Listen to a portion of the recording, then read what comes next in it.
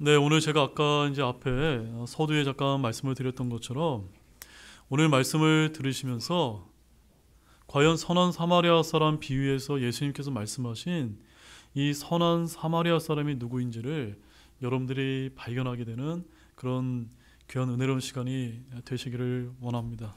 그래서 오늘 말씀 제목은 선한 사마리아 사람은 누구를 의미할까요? 라는 이런 제목을 가지고 하나님의 말씀을 전해드리도록 하겠습니다. 자, 오늘 본문 말씀은 선한 사마리아 사람의 비유라고 해서 우리에게 매우 잘 알려진 그런 이야기 중에 하나입니다. 많은 설교가들이 예수님께서 비유로 말씀하신 이 선한 사마리아 사람의 이야기를 통해 당시 유대인에게 오히려 이웃에게 사랑을 표현한 사마리아 사람을 등장을 시켜서 이웃사랑이 무엇인지를 나타내고 있다는 그런 식의 설교가 줄을 잇고 있습니다. 이에 하나님의 사랑을 입은 우리 그리스도인들 역시도 선한 사마리아 사람처럼 도움을 필요하는 자들이 이웃이 되어야 한다는 식으로 이렇게 이제 결론을 내리는 설교가들이 굉장히 많이 있습니다. 물론 저는 그와 같은 결론이 잘못되었다고 하는 그런 말씀이 아닙니다.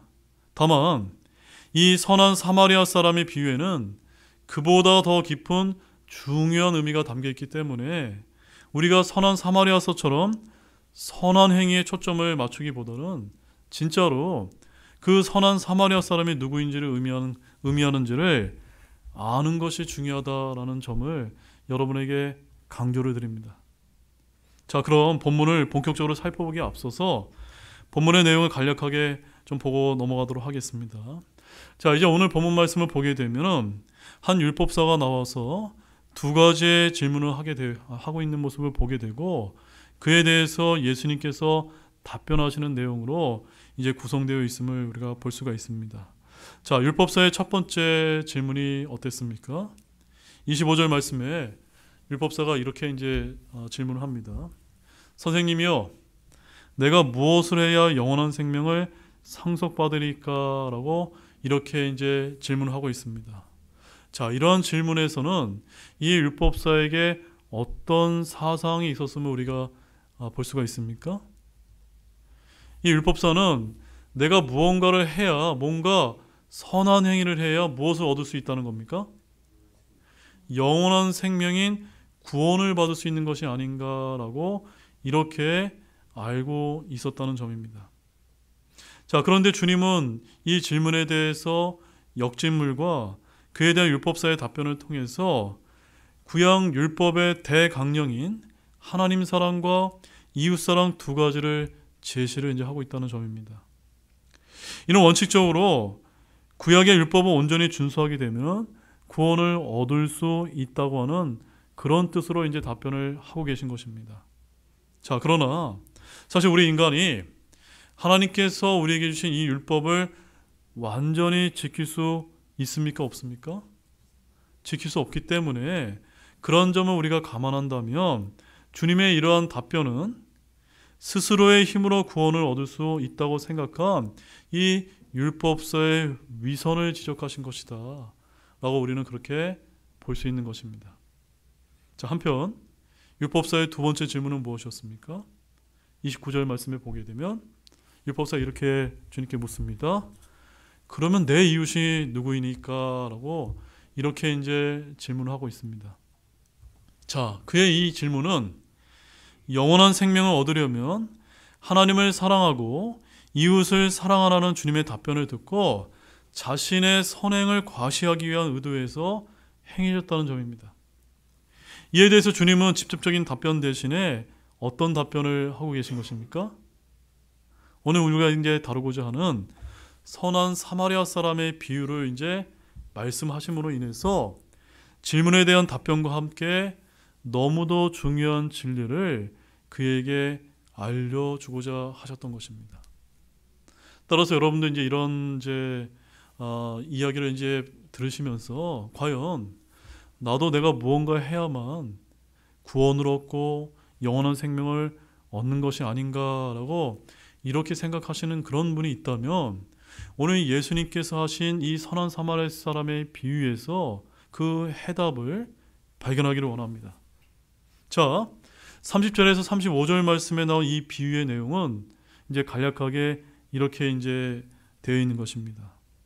어떤 사람이 예루살렘에서 여리고로 내려가다가 누구를 만났습니까? 강도들을 만나서 거의 죽게 되었습니다. 그때 마침 그것을 지나가는 사람들이 있었는데 그들은 제사장과 레위 사람 그리고 어떤 사마리아 사람 이 세 사람의 행인이 이제 있었다라고 예수님이 말씀을 하고 계십니다. 그런데 다른 사람들보다 어려움을 당한 동족을 돌보는 일에 더욱 열심히 해야 될 제사장과 레위 사람은 오히려 피하여 지나가고 외면했습니다. 반면 당시 유대인들에 의해서 멸시의 대상이 되었던 이 사마리아 사람은 이를 보고 그냥 지나치지 않고 기름과 포도즙으로 그를 치료하고 자신의 시간과 물질을 들여 그를 돌보아 주었다는 것이 이 선한 사마리아 사람의 비유인 것입니다. 아마도 여러분들이 이 내용은 많이 들어서 아주 잘 알고 계실 것입니다. 자, 그런데 이런 비유를 마치신 예수님께서는 그 율법사에게 36절 말씀에 가보게 되면 다음과 같은 역질문을 하셨는데 뭐라고 이제 질문하셨습니까? 이제 너는 이 세 사람 중에 누가 강도들을 만난 자의 이웃이었다고 생각하느냐라는 이런 역질문을 하셨는데 이 비유를 통해 주님이 전하려고 했던 진리는 저와 여러분들이 아시는 것처럼 불이웃 돕기라는 그런 교훈이 아니었음을 깨닫기를 바랍니다. 물론 영원한 생명을 거저받은 자들이 긍휼의 마음을 품고 어려운 사람들을 돌보는 것은 당연한 일입니다. 그러나 우리는 이 비유가 어떻게 영원한 생명을 얻을 수 있는지에 대한 대답으로 주어진 비유임을 반드시 기억해야만 됩니다. 자, 이 선한 사람의 비유는 어떤 목적으로 주님께서 답변을 주셨다고요? 선한 행위를 하라고 주신 것이 아니라 무엇에 대한 답변으로 주신 것입니까? 영원한 생명을 어떻게 하면 얻을 수 있는지에 대한 그 답변으로 이 선한 사마리아 사람의 비유를 하셨다는 것입니다. 따라서 영원한 생명과 선한 사마리아 사람을 우리가 잘 대비를 해보게 되면 이 선한 사마리아 사람이 누구인지를 발견하는 것에 무엇이 달려있는 것입니까? 우리가 영원한 생명을 얻을 수 있다는 것을 알려주고자 하신 것입니다. 자, 첫 번째, 성경은 최우선적으로 교리를 위해 주신 것이며 비유들 역시도 거기서 예외가 아니란 점입니다. 자, 오늘 본문은 우리 대부분이 잘 알고 있는 선한 사마리아 사람의 비유인데 여러분은 이렇게 많이 이제 들으셨을 것입니다. 비유는 중심적인 진리를 가르치기 위한 전달 수단일 뿐 교리적인 말씀은 아니다. 여러분 어떻게 생각되어지십니까? 맞습니까? 틀립니까? 이에 대해 어떻게 생각이 되시는지요? 저는 이런 주장이 성경의 정면으로 위배되는 잘못된 가르침이라는 점을 여러분에게 강조를 드립니다. 왜냐하면 성경을 주신 첫 번째 목적이 무엇인지 아십니까? 첫 번째 목적은 교리를 위해 주신 것이기 때문입니다. 따라서 오늘 예수님께서 하신 이 선한 사마리아 사람의 이 비유 역시도 거기서 예외가 아니라는 사실을 우리가 기억할 필요가 있는 것입니다. 자, 우리 디모데후서 3장 16절 말씀 한번 찾아보십시오.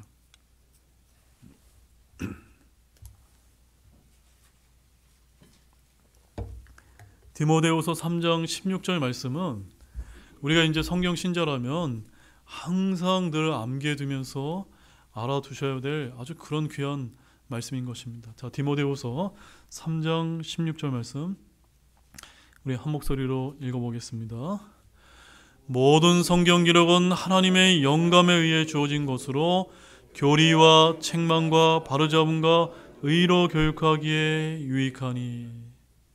우리가 보고 우리가 읽는 이 킹제임스 성경에는 교리가 제일 첫 번째로 나오는데 이 킹제임스 성경을 제외한 다른 모든 현대 역본에는 이 교리가 무엇으로 바뀌어져 있습니까? 교훈으로 바뀌어 있기 때문에 결단코 교훈이 아닙니다. 성경을 주신 첫 번째 목적은 무엇이라고요? 교리입니다. 교리. 따라서 우리는 주님이 이 비유 안에 모형으로 넣어두신 그 교리적인 진리를 찾아내야 됩니까? 안 됩니까? 찾아내셔야만 되는 겁니다. 그러면 지금부터 우리는 주님께서 친히 말씀하신 이 비유에서 그 교리적인 진리가 무엇인지 본격적으로 찾아내 보도록 해보겠습니다. 자, 두 번째는 선한 사마리아 사람의 비유에는 담긴 그 교리적인 진리는 무엇일까요? 본문 30절 말씀 보십시오. 30절 말씀 우리 함께 읽어보도록 하겠습니다. 예수님께서 대답하여 이르시되 어떤 사람이 예루살렘에서 여리고로 내려가다가 강도들을 만나매 그들이 그의 옷을 벗기고 그에게 상처를 입혀 그를 반쯤 죽인 채 버려두고 떠났느니라.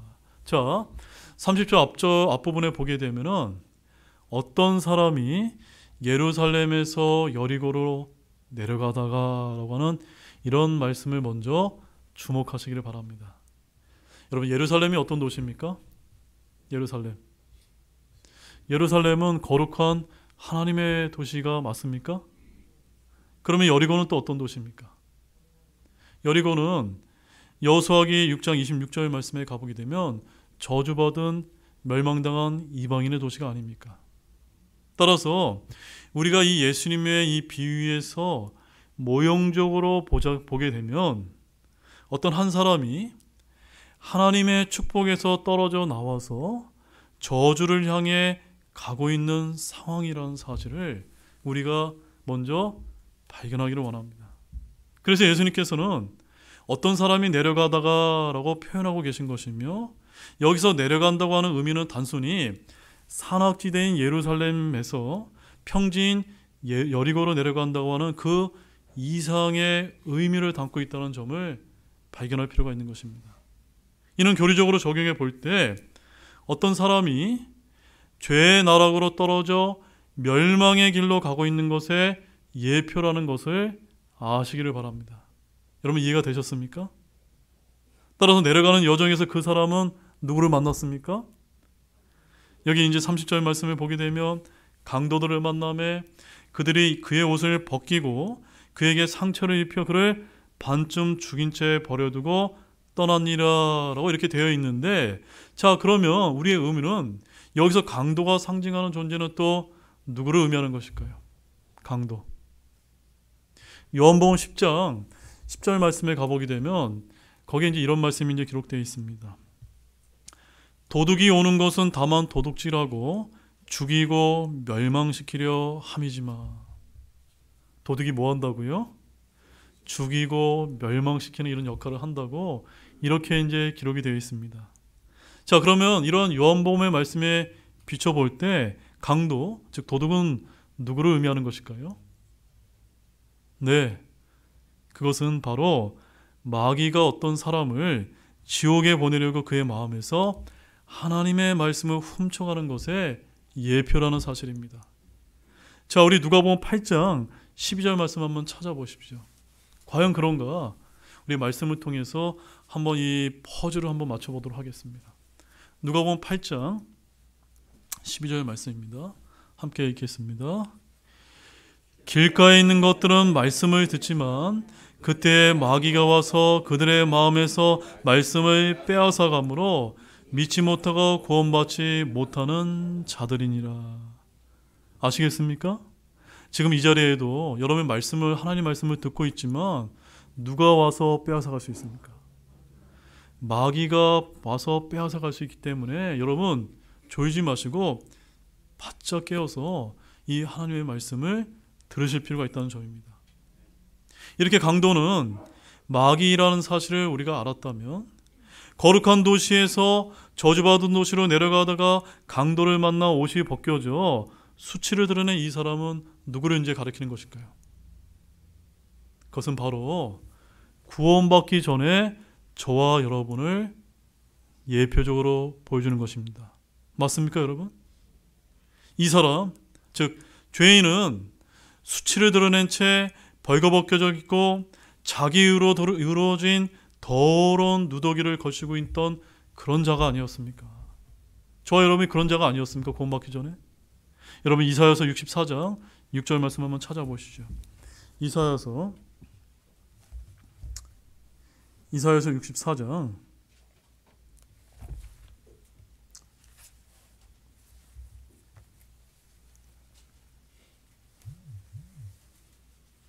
이사야서 24장 6절 말씀을 가보게 되면 바로 구원받기 전에 우리의 의가 어떤 그런 의였는지를 하나님께서 여기서 보여주고 계십니다. 자, 이사야 64장 6절 한 목소리로 읽겠습니다. 그러나 우리는 다 부정한 물건 같고 우리의 모든 눈은 더러운 누더기 같으며 우리는 다 잎사귀같이 시들므로 우리의 불법들이 바람같이 우리를 몰아갔나이다. 여러분 아멘이십니까? 저와 여러분이 구원받았다 할지라도 우리가 행하는 여러 가지 선한 행위, 우리가 여러 가지 의라고 생각하는 모든 우리의 그 의가 뭐와 같다는 겁니까? 하나님이 보시기에는 더러운 누더기와 같았다는 점입니다. 여러분 이것에 동의가 되어지십니까? 그래서 이 강도들을 만난 그는 이 더러운 누더기와 같은 이런 의를 입은 채 강도를 만나서 상처를 입어서 스스로 움직이지 못할 그런 정도였다는 것입니다. 자, 여기서 스스로 움직이지 못할 정도라는 건 무슨 말씀이냐면 스스로의 힘과 노력으로는 자신을 구원할 수 없는 모습을 여기서 보여주고 있는 것입니다. 이 사람은 죽지 않고 반쯤 죽인 채 누워있음에 여러분 주목하시길 바랍니다. 따라서 이 선한 사마리아 사람의 비유는 궁극적으로 스스로 구원할 수 없는 잃어버린 죄인과 그를 도울 수 있었던 지나가던 행인 세 사람에 관한 그런 이야기라는 사실을 담고 있는 것입니다. 자, 그러면 첫 번째 행인은 누구였습니까? 첫 번째 행인 제사장이었는데 31절 말씀 보십시오. 본문 31절 함께 읽겠습니다. 마침 어떤 제사장이 그 길로 내려오다가 그를 보고는 다른 쪽으로 지나갔고. 자, 여러분 제사장이 어떤 사람입니까? 제사장은 어떤 일을 하는 사람입니까? 그 제사장의 임무는 바로 백성들을 위해 성전에서 하나님께 희생물을 드리는 그런 종교인이 아니었습니까? 그러므로 어떤 제사장이 그 길로 내려오다가 라고 하는 이 표현은 성전에서 섬기는 제사장의 의무기간을 마치고 여리고에 있는 자기 집으로 돌아가는 길이었음을 암시하는 것입니다. 그런데 그를 보고는 다른 쪽으로 지나갔고 라는 이 말씀은 바로 제사장이 의도적으로 사고 현장을 우회해서 그냥 지나가 버린 것을 뜻하는 것입니다. 왜 이렇게 강도 만난 사람을 피해갔던 이유에 대해서 여러 가지 이제 견해들이 있지만 그 이유와 상관없이 강도들을 만난 사람의 생사 여부를 확인하려는 최소한의 노력도 하지 않았다는 점에서 이 제사장의 행위는 결코 정당화될 수 없는 것입니다. 아무튼 그는 다친 사람을 보자 그냥 지나갔던 것인데 그는 귀찮은 일에 개입되는 것을 싫어했던 종교인의 모습을 보여주는 것입니다. 자, 두 번째 행위는 누굽니까? 레위 사람이었습니다. 자, 본문 32절 말씀 보십시오. 또 그와 같이 한 레위 사람도 그가 그곳에 있을 때에 와서 그를 바라보고는 다른 쪽으로 지나갔으나. 자, 두 번째로 지나간 사람은 레위 사람인데 제사장과 마찬가지로 하나님과 백성을 섬기기 위해 성별된 지파의 사람이었다는 점입니다. 레위 사람은 제사장보다는 지위가 낮지만 유대의 종교 특권층에 속한 사람인 만큼 본이 되어야만 했습니다. 이들이야말로 레위기 19장 18절 말씀에 가보게 되면은 내 이웃을 너 자신과 같이 사랑하라는 이 사랑의 명령을 그 누구보다도 잘 이해하고 있었기 때문에 더 잘 지켜야만 하는 그런 사람이었던 것입니다. 그런데 이 레위 사람도 앞서 지나간 제사장과 조금 더 다르지 않게 강도들을 만나 죽어가는 자에게 아무런 도움도 주지 않고 외면하여 지나가 버렸던 것입니다. 자, 우리가 이제 공통점을 발견할 수가 있는데 제사장과 레위 사람이 공통점이 무엇입니까? 둘 다 종교인이었다는 점입니다. 따라서 예수님께서 이 선한 사마리아 사람의 비유를 통해서 우리에게 알려주고자 했던 것은 뭐냐면 오늘날 어떤 도움도 주지 못한 종교 지도자들의 모습을 이 비유를 통해서 보여주는 것입니다. 자, 이 비유와 관련해서 우리 설교가들이 많이 인용하는 아주 유명한 예화가 있는데 제가 그것을 잠깐 말씀을 드리도록 하겠습니다. 자, 어떤 사람이 물도 없고 식량도 없이 나갈 길이 없는 한 6m 깊이의 깊은 구덩이에 빠진 그런 이제 이야기를 여러분이 이제 말씀 이제 드리고자 합니다. 얼마만의 깊이라고요? 한 6m의 깊이에 빠졌으니까 거기에 빠지면 다 어떻게 될까요? 도저히 살아날 길이 없는 것입니다. 이제 죽을 수밖에 없는 것입니다. 자, 이제 그 구덩이에 빠진 사람이 소리쳐 도움을 청하자 한 성공의 사자가 다가가서 구덩이 건너편에 응시하며 이렇게 이제 이야기를 했다고 합니다. 자, 거기서 나오고 싶소? 라고 이렇게 이제 묻자 이 구덩이에 빠진 사내가 이제 대답을 합니다. 네, 저 좀 꺼내 주십시오. 라고 이렇게 얘기했더니 이 성공의 사자가 뭐라고 대답했는지 아십니까? 당신이 빠져나가려면 십계명을 지키고 황금률을 준수하십시오. 그러면 나오게 될 것입니다. 라고 이렇게 답변을 했답니다. 여러분, 이 대답은 도움이 되었을까요? 안 되었을까요?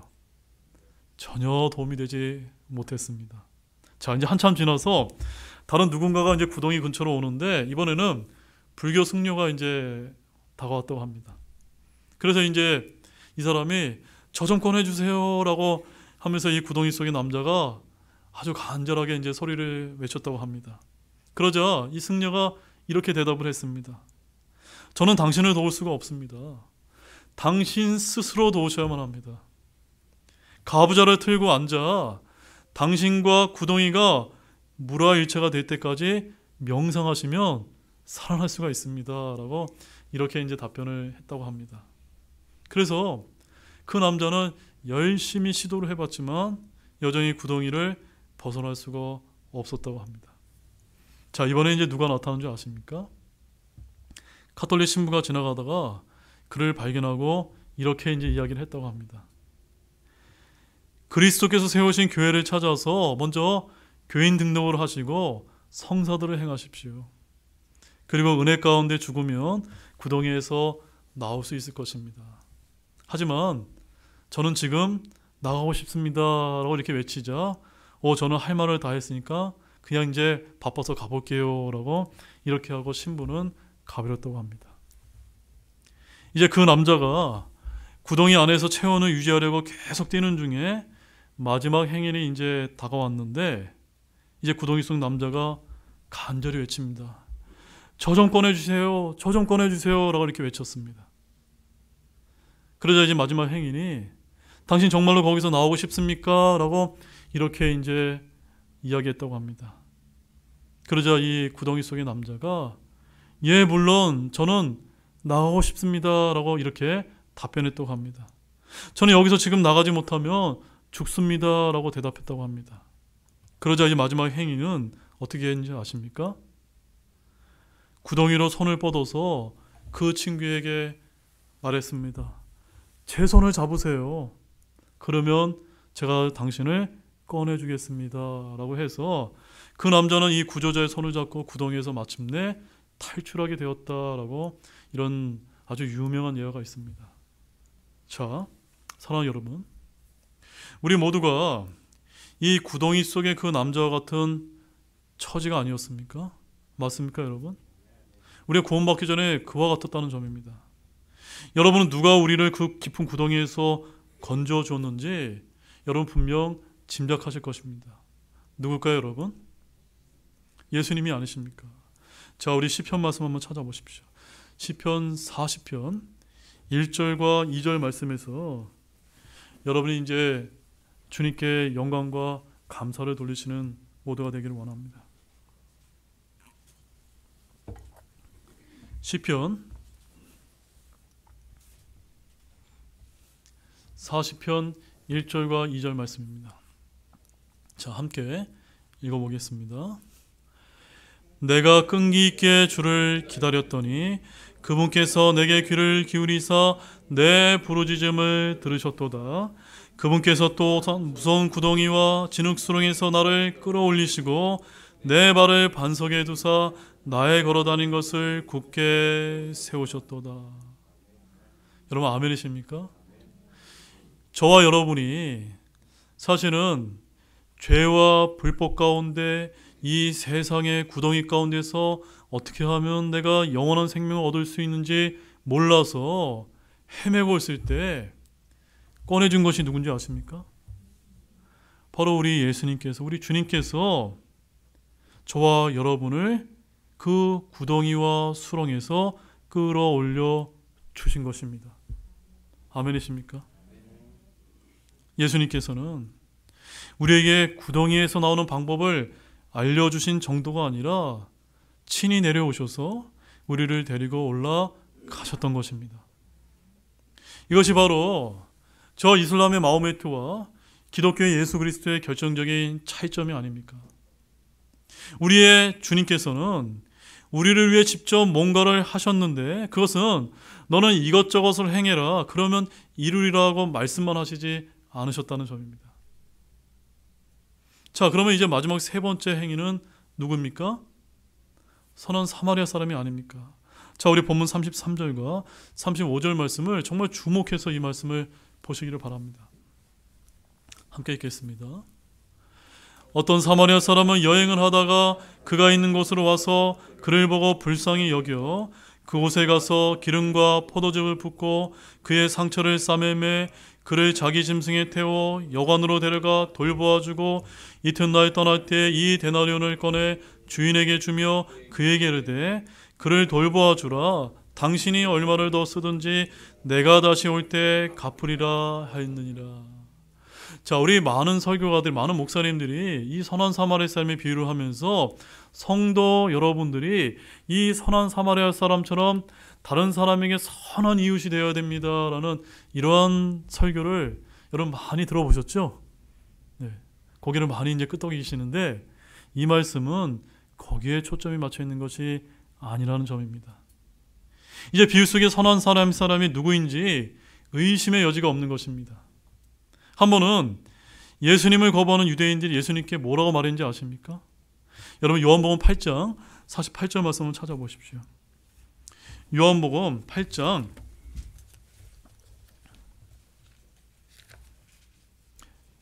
48절 말씀에 가보게 되면 아주 중요한 힌트가 나와 있습니다.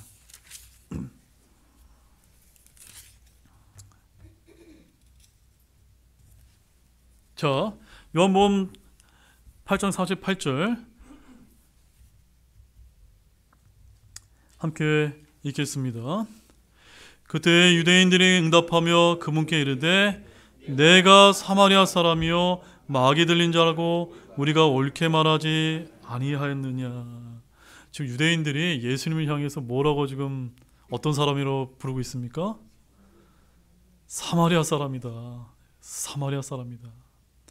여기에 이제 힌트가 있는 것입니다. 당시 사마리아 사람이 어떤 사람입니까? 절반은 유대인이고 절반은 이방인인 혼혈 족속이 아니었습니까? 여러분은 신약에서 사도 바울이 이 시대의 그리스도인의 몸에 대해서 어떻게 말했는지 여러분 기억나십니까? 고린도전서 12장 13절 가보게 되면은 바울이 이렇게 얘기합니다. 우리가 유대인이든 이방인이든 한 성령에 의해 침례를 받아 한 몸 안으로 들어왔고 라고 말씀하고 있고 에베소서 2장 16절 말씀에서는 또 십자가로 그 원수되게 하는 것을 죽이사 친히 십자가로 둘을 즉 유대인과 이방인을 한 몸으로 하나님과 화해하게 하려 하시며 라는 이런 말씀을 우리가 잘 알고 있습니다. 따라서 이 선한 사마리아 사람은 그냥 지나가지 않고 그 부상당한 유대인을 도와주었습니다.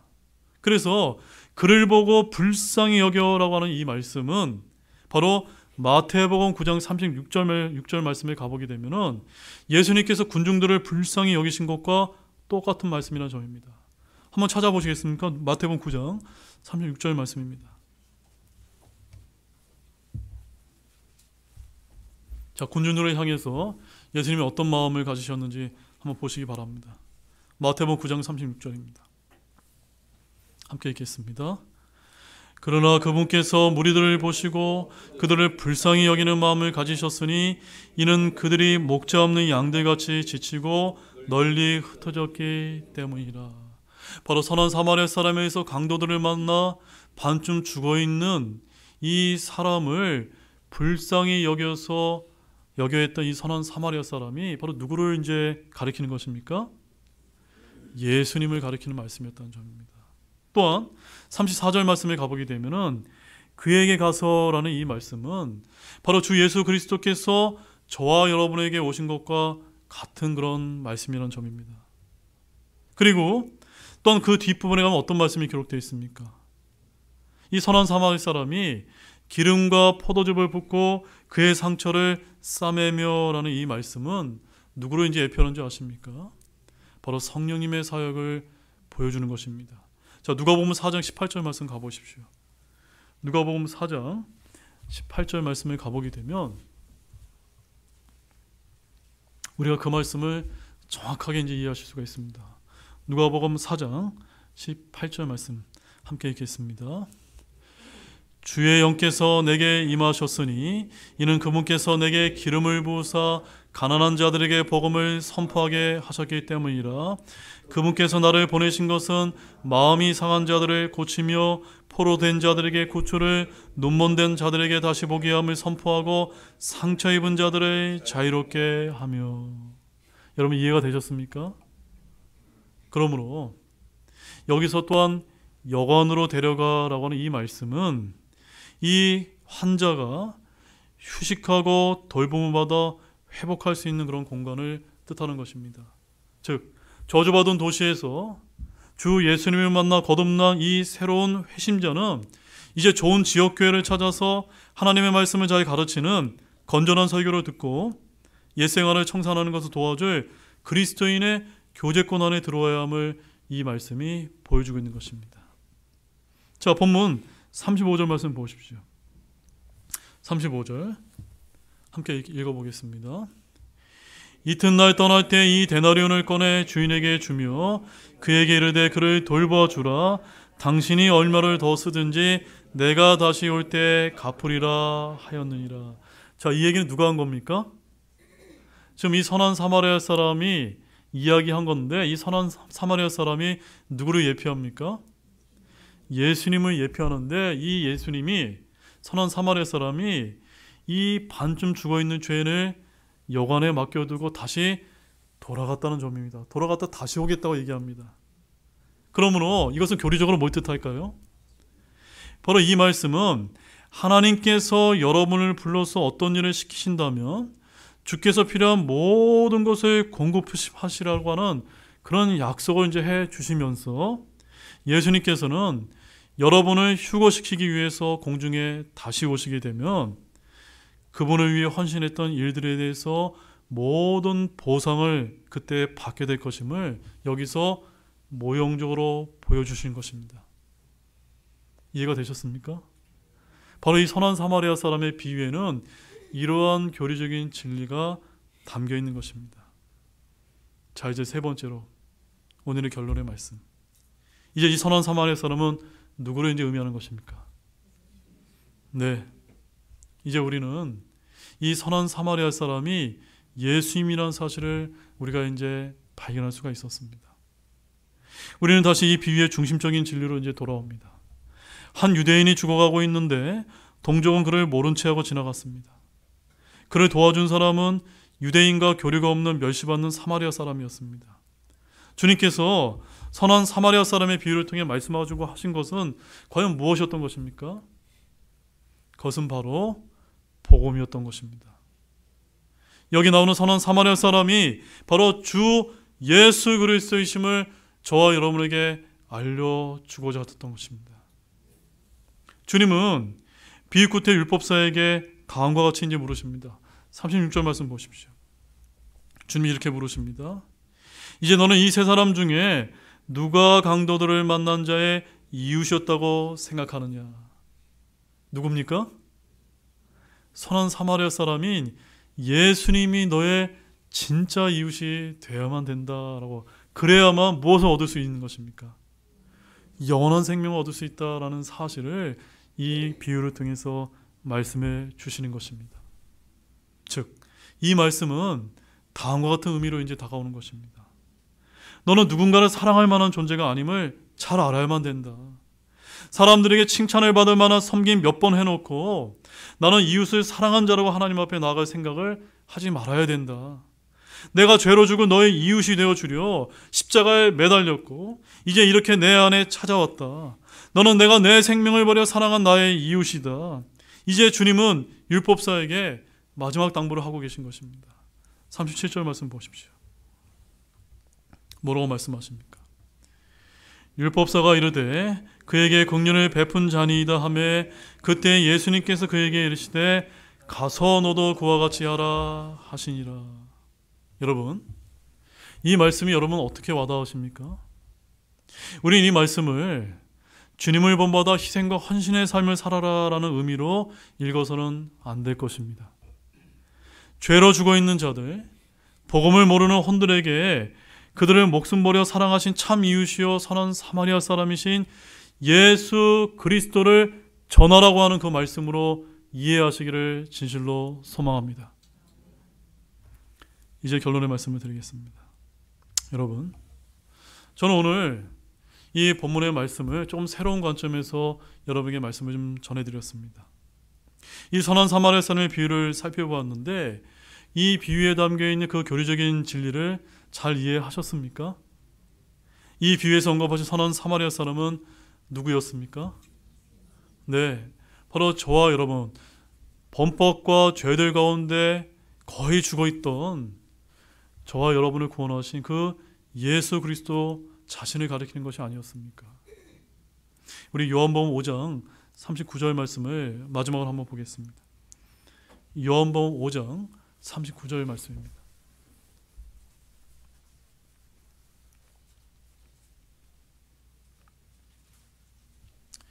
요한복음 5장 39절 말씀, 우리 큰 목소리를 함께 읽어보도록 하겠습니다. 성경 기록들을 탐구하라. 너희가 그것들 안에서 영원한 생명을 얻는 줄로 생각하는데 그것들은 나에 대하여 증언하는 것들이니라. 아멘이십니까? 여러분, 성경 기록들을 부지런히 탐구하시기를 바랍니다. 이 율법서처럼 무언가 선한 행위를 해야만 영원한 생명을 얻는 것이 아니라 이 선한 사마리아 사람이 누구이신지를 발견하고 깨닫고 그분을 믿어야만 무엇을 얻을 수가 있는 것입니까? 영원한 생명을 얻는다는 사실, 이 교리적인 진리를 여러분 다 얻으셨습니까? 여러분 감사를 드리길 원하십니까? 따라서 범법들과 죄 가운데 허우적거렸던 저와 여러분을 위해 인간의 몸을 입고 오신 주 예수 그리스도만이 영원한 생명을 주어 살리시며 상처에 입은 우리를 치료하시는 선한 사마리아 사람이 되어 주심으로 인해 감사와 영광과 찬양을 올리기를 원합니다. 그리고 우리를 구원해 주신 선한 사마리아 사람이 되신 주 예수 그리스도를 우리 주변에 죽어가는 그런 혼들에게 전하고 소개하는 우리 등대교회 모든 성도님들이 되시기를 예수 그리스도의 이름으로 간절히 축원합니다. 다 같이 일어나시겠습니다.